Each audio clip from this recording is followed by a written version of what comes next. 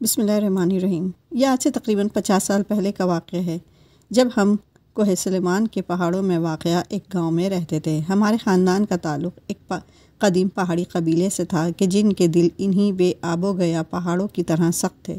ان دنوں عورتوں کا شہروں میں جا کر پڑھنے کا رواج نہ تھا اور نہ ہی گاؤں کے نزدیک کوئی اسکول تھا۔ میرے ابا جان نے میٹرک کیا تھا، وہ بھی اس طرح کہ میرے دادا ایک بڑے انگریز آفیسر کے پاس ملازمت کرتے تھے۔ انگریزوں کے ماحول میں رہ کر دادا کو بھی تعلیم کی اہمیت کا اندازہ ہوا اور انہوں نے میرے ابا جان کو شہر لے جا کر میٹرک تک پڑھایا۔ میرے ابا جان ہمارے خاندان کے پہلے میٹرک پاس آدمی تھے۔ تعلیم سے شناسائی کی وجہ سے ہمارے خاندان کے مردوں کے طرز زندگی میں کافی تبدیلی آئی۔ جب میرے بھائی ریحان خان کی اسکول جانے کی عمر ہوئی تو ابا جان کو خیال آیا کہ اس کی تعلیم کی خاطر ہمیں شہر چل کر رہنا چاہیے کہ جہاں لڑکوں کا اسکول ہو، لہٰذا ہم پہاڑوں کی سنگلاخ زندگی کو خیر بات کہہ کر لاہور شہر میں آ کر رہنے لگے، جہاں لڑکوں کا ایک ہائی اسکول تھا۔ ابا جان نے اسکول کے قریب ہی ایک مکان کرائے پر لیا اور ہم اس میں آباد ہو گئے۔ ابا جان اب منڈی سے فروٹ اور سبزی لا کر شہر میں فروخت کرتے تھے۔ اب مجھے اور میری اماں کو شہر کی زندگی بہت اچھی لگنے لگی تھی، کیونکہ یہاں ہر طرح کی سہولتیں موجود تھیں۔ بجلی بھی تھی اور پانی بھی چشموں سے بھر کر نہ لانا پڑتا تھا۔ گھر کے آنگن میں ہاتھ کا نلکا لگا ہوا تھا۔ ہمارے گھر کے پڑوس میں چچا دینو کا گھر تھا۔ ان کا ایک بیٹا تھا جس کا نام شکیب تھا۔ جب ابا جان اپنے کام کے سلسلے میں شہر سے باہر جاتے تو اماں گھر کا سودا منگوانے کے لیے شکیب کو بلا لیتی تھیں، کیونکہ اس زمانے میں شہر میں بھی پردے کا رواج تھا اور عورتوں کا گھر سے نکلنا بطور خاص دکانوں پر جانا برا سمجھا جاتا تھا۔ اس طرح ہمارے گھر میں اس پڑوسی لڑکے کا آنا جانا ہو گیا۔ جب بھی شکیب ہمارے گھر میں آتا مجھے خوشی محسوس ہوتی اور میں اس سے بات کرنے کی کوشش کرتی۔ شروع میں وہ مجھ سے بات نہیں کرتا تھا۔ رفتہ رفتہ حجاب کھولا تو وہ مجھ سے بات چیت کرنے لگا۔ میں بھی اس کے ساتھ مانوس ہوتی گئی۔ ہمارے اور شکیب کے خاندان کا تعلق الگ الگ تہذیبوں سے تھا، لیکن یہ لوگ ہمارے پڑوسی تھے، اس لیے ہمیں ملنے میں آسانی ہوتی تھی۔ مجھے پڑھنے کا بہت شوق تھا، اس لیے اماں نے ابا جان کی اجازت سے شکیب کی بہن سے کہا کہ وہ مجھے شام میں آ کر 1 گھنٹے پڑھا دیا کرے۔ شکیب کی یہ بہن ایک نزدیکی پرائمری اسکول میں ٹیچر تھی۔ اس کا نام حدیقہ تھا۔ اس کی بدولت دونوں گھرانوں میں روابط بڑھ گئے۔ میں نے گھر پر حدیقہ باجی سے 5ویں تک پڑھا۔ اس وقت تک میرے بھائی نے میٹرک پاس کر لیا تھا اور ابا جان کے ساتھ کاروبار میں ہاتھ بٹانے لگا تھا۔ میرے اور شکیب کے والدین آپس میں ہمیشہ بہت اچھے ہمسایوں کی طرح رہتے تھے۔ کبھی بھی دونوں خاندانوں میں بدمزگی نہ ہوئی۔ غم اور خوشی میں ایک دوسرے کے ساتھ کے یہاں آنا جانا لگا رہتا تھا اور اسی طرح وقت گزرتا رہا۔ اب میں اور شکیب بڑے ہو چکے تھے۔ ہمارا بچپن کا لگاؤ اب گہری چاہت میں بدل چکا تھا۔ ہماری اس چاہت کا علم ہم دونوں کے والدین کو بخوبی تھا۔ تبھی شکیب نے اپنے والدین سے میرا رشتہ مانگنے کی بات کی تو وہ ایک روز میرا رشتہ مانگنے آئے۔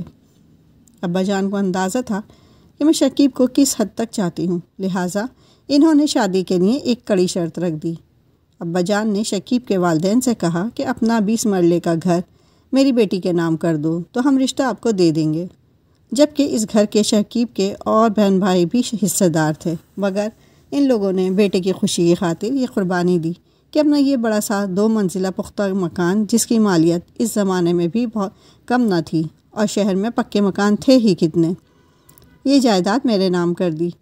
ابا جان نے یہ شرط رکھی کہ جس روز مکان کے کاغذات میری بیٹی کے نام ہوں گے، نکاح بھی اسی روز ہوگا، البتہ رخصتی بعد میں ہو جائے گی۔ ابا جان نے مکان تو میرے نام لکھوا لیا، مگر نکاح کی بجائے منگنی پر اکتفا کیا۔ شکیب کے والدین شریف لوگ تھے، انہوں نے میرے والد پر بے اعتباری نہ کی تھی، وہ مان گئے۔ میں اور شکیب بہت خوش تھے۔ ہم سوچ بھی نہ سکتے تھے کہ ہمیں اتنی جلدی دلی مراد مل جائے گی۔ ہم رخصتی کے دن کے انتظار میں آنے والے وقت کو خوابوں سے سجا رہے تھے۔ میں سوچا کرتی تھی کہ شکیب اور ان کے والدین کی اتنی خدمت کروں گی کہ زمانے پر یہ ثابت ہو جائے گا کہ محبت کی شادی کامیاب رہتی ہے۔ میں یہی سوچ کر دن گزار رہی تھی۔ میں بہت بے چین تھی کہ وہ دن کب آئے گا جب ہم دونوں ہمیشہ کے لیے ایک ہو جائیں گے۔ لیکن ہمیں یہ خبر نہ تھی کہ میرے ابا نے نہایت گہری چال چلی ہے۔ انہوں نے بڑی مصلحت اور نرم مزاجی سے کام لیا تھا کہ حتیٰ شادی کا دن بھی مقرر کر لیا تھا۔ شادی کی تاریخ سے ایک دن پہلے چچا جان کے گھر ہماری دعوت تھی۔ چچا جان نے اس دعوت میں شکیب اور اس کے گھر والوں کو بھی بلایا تھا۔ یہ لوگ پہلے بھی کئی بار چچا جان کے گھر جا چکے تھے۔ ہم لوگ تقریباً اکٹھے ہی وہاں پہنچے، مگر گھر والوں کی موجودگی کی وجہ سے میری شکیب سے کوئی بات نہ ہوئی، کیونکہ جس روز سے منگنی اور کاغذی کاروائیاں ہوئی تھیں میرا اس سے پردہ کرا دیا گیا تھا۔ چچا کے گھر پہنچتے ہی میں امی کے ساتھ عورتوں کے کمرے میں چلی گئی۔ اس کمرے میں داخل ہوتے ہی میری تو آنکھیں پھٹی کی پھٹی رہ گئیں، کیونکہ یہاں خاندان کی تمام عورتیں جمع تھیں اور بڑے کمرے میں چچا کا بڑا بیٹا شیر دل خان دلہا بنا بیٹھا تھا۔ کچھ قریبی رشتہ دار مرد اس کے آس پاس موجود تھے۔ ان مردوں میں میرے ابا جان کے علاوہ مولوی صاحب بھی تھے۔ پھر جب چچی نے لال گوٹے والا دوپٹہ میرے سر پر ڈالا تو ساری کہانی سمجھ میں آ گئی اور مجھ پر سکتہ طاری ہو گیا۔ اماں نے مجھے پکڑ کر کمرے کے ایک کونے میں بٹھا دیا جہاں قالین بچھا ہوا تھا اور گاؤں تکیے رکھے ہوئے تھے۔ مجھے لگا کہ جیسے میرے جسم سے جان نکل گئی ہو۔ اماں سے کچھ کہنا بھی فضول ہی تھا، کیونکہ اماں بھی میری طرح ایک عورت تھیں جو چاہ کر بھی میرے لیے کچھ نہیں کر سکتی تھی۔ گھر رشتہ دار عورتوں سے بھرا ہوا تھا اور اب تو میں کچھ بول بھی نہیں سکتی تھی۔ حیران آنکھوں سے یہ منظر دیکھ رہی تھی اور وہاں نکاح کی تیاریاں شروع ہو چکی تھیں۔ مجھ سے زبردستی ہاں کرائی گئی، جبکہ اس شادی پر میرا دل آمادہ نہ تھا۔ میں بغاوت کرنا چاہتی تھی، لیکن جانتی تھی کہ میں اب شہر میں نہیں بلکہ سیاہ اور سنگلاخ چٹانوں کی آغوش میں ہوں، جہاں لڑکیوں کو بغاوت کی سزا بندوق کی گولیوں سے دی جاتی ہے۔ نکاح کی رسم سے فارغ ہونے کے بعد میرے ابا جان، چچا اور ان کے تمام بیٹے بندوقیں اٹھائے مہمان خانے میں چلے گئے، جہاں شکیب اور اس کے والدین کو بٹھایا گیا تھا۔ ابا نے ان سے کہا، دینو لالا، ہم بھائیوں کے رشتے بہت گہرے اور اٹوٹ ہیں۔ ہمارے خاندان کے اصرار پر ہم نے اپنی بیٹی کا نکاح اپنے ہی خاندان میں کر لیا ہے۔ آپ کھانا کھا کر باعزت طور پر یہاں سے چلے جائیے۔ اس کھانے کو نکاح کی دعوت سمجھیے۔ میں آپ لوگوں سے معذرت خواہ ہوں کہ مجھے یہاں ایسا نہیں کرنا چاہیے تھا۔ ایسا نہ کرتا تو ضرور لڑکے اور لڑکی کی طرف سے کسی غلط حرکت کا اندیشہ تھا۔ چونکہ میں پڑھا لکھا ہوں اور قتل و غارت کے حق میں نہیں ہوں، اگر بچوں سے کوئی غلطی ہو جاتی تو مجبوراً بچوں کو کالا اور کالی قبائلی رسموں کے مطابق کیا جاتا۔ اس لیے ہم نے اپنی بیٹی کو قابو کر لیا۔ آپ بھی اپنے بیٹے کو قابو کریں۔ اب اگر اس نے کوئی ایسی حرکت کی تو ہمارے لوگ آپ لوگوں کا جینا دوبھر کر دیں گے۔ رہ گیا آپ کے مکان کی ملکیت کا معاملہ تو ہم آپ کا مکان واپس کر دیں گے۔ شکیب کے والد منہ تکتے رہ گئے کہ وہ کیا سن رہے ہیں۔ انہیں اپنے کانوں پر اعتبار نہیں آ رہا تھا۔ اس وقت تو انہوں نے خاموشی ہی مناسب سمجھی اور کھانا کھائے بغیر اٹھ کر چلے گئے۔ ان کے جانے کے بعد ابا جان میرے پاس آئے اور کہا، دیکھ لڑکی، اب تیرا نکاح اپنے چچا زاد سے ہو چکا ہے۔ اب اگر تم نے کچھ غلط بھی سوچا تو تم کو گولیاں مار کر ختم کر دیا جائے گا۔ ابا کو میری تنخواہ کا علم تھا، اس لیے انہوں نے خوب اچھی طرح پیش بندی کر دی تھی اور مجھے اپنے خاندان والوں کی سنگ دلی کا خوب علم تھا۔ میں جانتی تھی کہ اگر وہ دو بول بھی اپنا شرعی اور قانونی حق مانگنے کے لیے لبوں سے نکالے تو یہ لوگ وہ سب کچھ کر گزریں گے جو یہ کہہ رہے ہیں۔ یوں ہنسمکھ اور زندہ دل لڑکی کو میرے اپنوں نے زندہ درگور کر دیا۔